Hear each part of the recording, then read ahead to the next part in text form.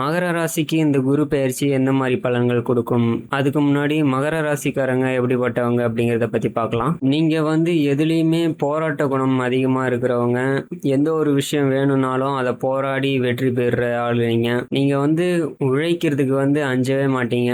நேர்மைக்காக ரொம்ப பாடுபடுற ஆளு நீங்க. இப்போ உங்களோட எதிரி இருக்காங்கன்னா அவங்களோட குறைய நீங்க சுட்டி காட்டுற ஆளா இருப்பீங்க. ஆக மொத்தத்துல மகர ராசிக்காரங்க கடுமையா ஹார்ட் ஒர்க் பண்ற ஆளா இருப்பீங்க.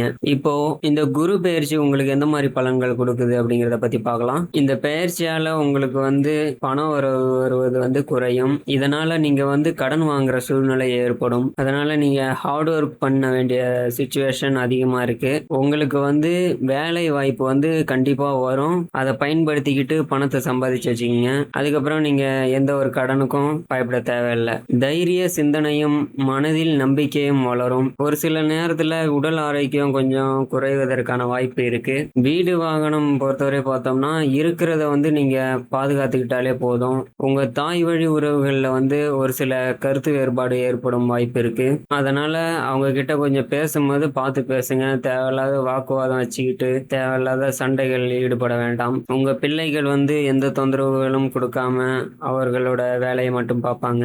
அப்புறம் வேலை வாய்ப்பு இல்லாம இருந்தவங்களுக்கு வேலை கிடைக்கும். அவங்க வேலைக்கு போனதுக்கு அப்புறம் உங்க குடும்பத்தோட நிதி நிலைமையை அவங்க பார்த்துப்பாங்க. அப்புறம் நீங்க உங்க நண்பர்கள் கிட்ட ஏதாவது உதவி எதிர்பார்த்து இருந்தீங்கன்னா அது கண்டிப்பா கிடைக்கும். இனிமே உங்களோட சொந்தக்காரங்களோட ஃபங்க்ஷன் அதிகமா இருக்கும். அதுல கலந்துக்கிறதுக்கான சூழ்நிலையும் ஏற்படும். அதனால செலவுகளும் அதிகமா ஏற்படும். அப்புறம் வெளியூர் பயணம் மேற்கொள்வீங்க. அது மூலமா உங்களுக்கு சில கான்டாக்ட் லிங்க் கிடைக்கும். நீங்க பண்ற விஷயத்துக்கு எந்த ஒரு பலனுமே கிடைக்கல அப்படின்னு இருந்திருப்பீங்க.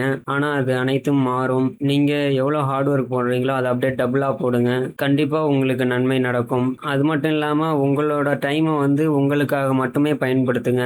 மற்றவங்களுக்காக உழைச்சி கொடுக்கறது அந்த மாதிரி வேலைலாம் வச்சுக்க வேணாம். நீங்க மற்றவங்கள பத்தி யாருக்கிட்டையும் பேசியிருக்க மாட்டீங்க. இருந்தாலுமே ஒரு சில நடுப்புற உங்களை கோத்து கொடுக்கறதுக்கான வாய்ப்பு இருக்கு. அதனால கவனமா இருந்துக்குங்க. யாரையுமே இந்த காலத்துல முழுசா நம்பிடாதீங்க. அது மட்டும் இல்லாம யாருக்கிட்டையும் நீங்க வாக்குவாதம் வச்சுக்க வேணாம். அவங்க எதை கத்திக்கிட்டு போட்டோன்னு நீங்க மட்டும் வேலைக்கு வருவதே நல்லது.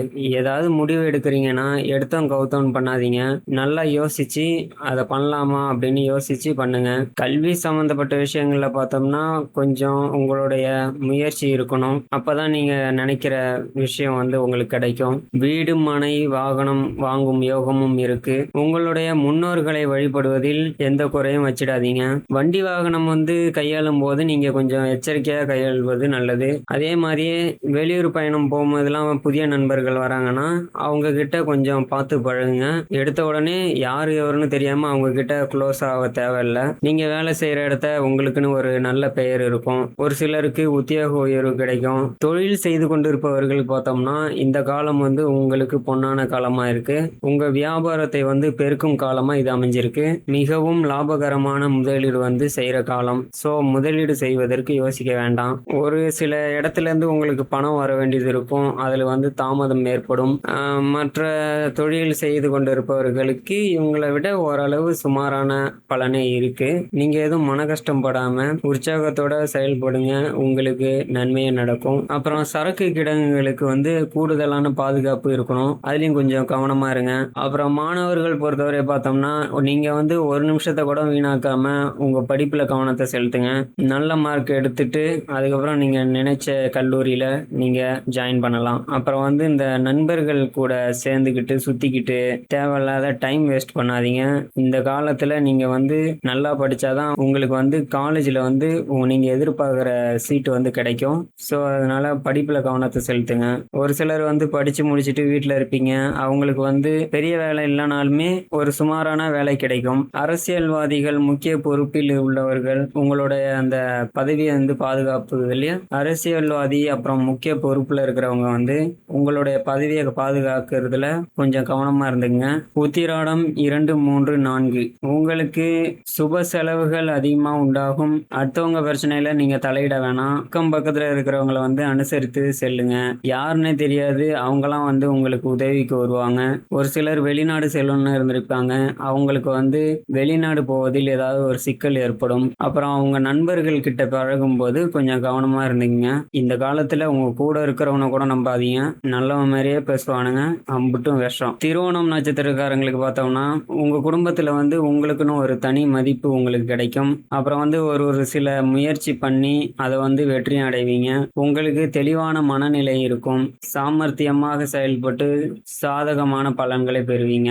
செயல்திறன் வந்து உங்களுக்கு அதிகம் தான். இருந்தாலுமே உங்களுக்கு எதிராவே செயல்படுறவங்களும் நெறைய பேர் இருக்காங்க. ஸோ கவனமா இருந்துக்கங்க. அவிட்டம் 1, 2 இந்த பெயர்ச்சியால தொழில், வியாபாரத்துல வந்து உங்களுக்கு வந்து வீண் அலைச்சல் ஏற்படும். ஒரு சில முக்கிய முடிவு எடுப்பதில் கூட கொஞ்சம் தயக்கம் ஏற்படும். அப்புறம் உங்க வாடிக்கையாளர் வந்து அனுசரித்து செயல்படுவதால் உங்களுக்கு வந்து லாபமும் அதிகரிக்கும். உத்தியோகத்தில் இருப்பவர்களுக்கு பார்த்தோம்னா, உங்களுடைய டேலண்ட்ட காட்டி உங்க கம்பெனில வந்து உங்களுக்குன்னு ஒரு பாராட்ட பெறுவீங்க.